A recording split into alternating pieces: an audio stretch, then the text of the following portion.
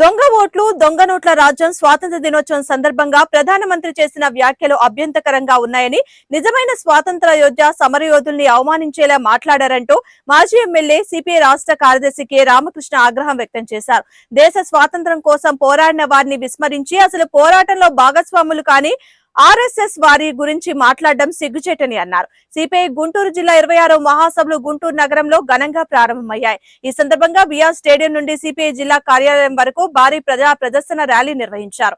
అనంతరం సిపిఐ జిల్లా కార్యదర్శి జంగాల అజయ్ కుమార్ అధ్యక్షతన జరిగిన బహిరంగ సభకు ముఖ్య అతిథిగా హాజరైన రామకృష్ణ మాట్లాడుతూ ప్రస్తుతం దేశం ప్రమాదకర పరిస్థితుల్లో ఉందని ఆందోళన వ్యక్తం చేశారు. కేంద్రంలోని మోదీ ప్రభుత్వం మతోన్మాద అజెండాతో ముందుకెళ్తుందని అన్నారు. రాజ్యాంగాన్ని తుంగలో తొక్కి ప్రజాస్వామ్యానికి పాత్ర వేస్తుందని మండిపడ్డారు.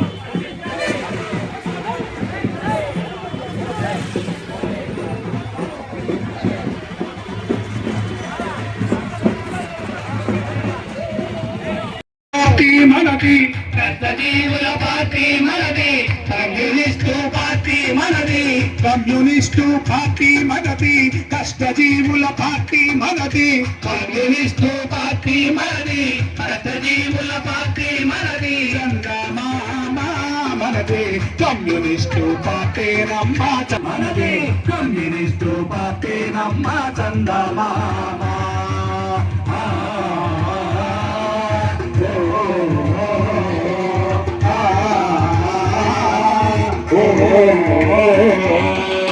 భూమి కోసం భూమి కోసం భూమి కోసం